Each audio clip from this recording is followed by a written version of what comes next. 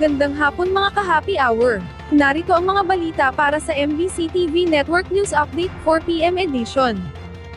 VP Sara, muling binatikos si PBBM Marcos, hindi umano marunong magdesisyon. Muling binatikos ni Vice President Sara Duterte si Pangulong Ferdinand Marcos Jr. sa isang press conference ngayong araw, sa labas ng St. Luke's Hospital, Quezon City.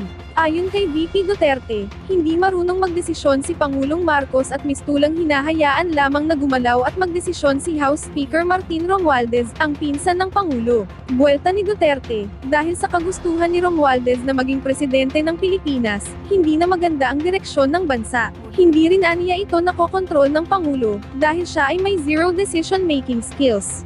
Ayon kay Duterte, nasasayang ang maraming oras sa bansa dahil sa ganitong sistema.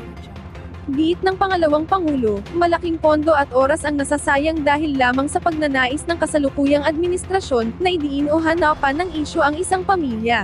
Sa halip aniya na gumagawa ng hakbang ang bansa upang bumuti ang kalagayan ng ekonomiya ng Pilipinas, nakapokus ang kasalukuyang administrasyon sa politika.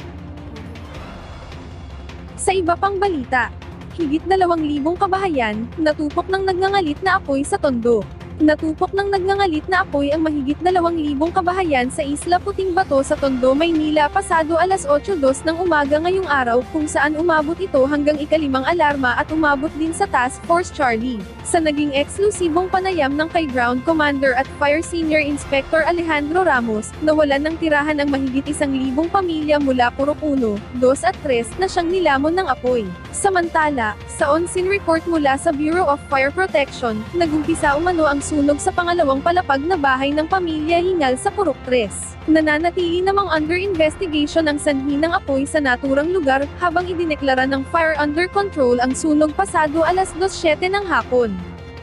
Samantala, tinataya namang nasa mahigit 3,500,000 pesos naman ang kabuuang halaga ng naiwang danyos ng sunog sa mga residente. Sa ngayon ay patuloy pa rin ang mga otoridad sa pagberipika ng sanhi ng sunog, habang ang mga pamilyang nalilikas ay mananatili muna sa mga evacuation centers. Nagpaalala naman ng pamunuan ng BFP sa publiko na maging aktibo at mapagmasid sa mga maaaring pagmulan ng sunog.